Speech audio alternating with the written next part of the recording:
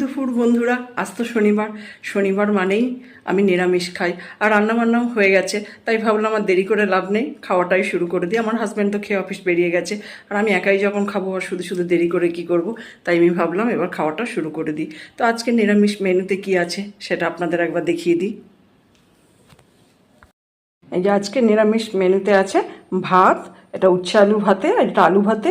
আলু ভাতটা আলাদাভাবে করতাম না, কারণ কি উচ্ছের সাথে আলুটা সেদ্ধ করেছিলাম, তো দেখলাম যে আলুটা একটু বেশি হয়ে যাচ্ছে, তাই ওটা আলাদাভাবে মেখে নিলাম।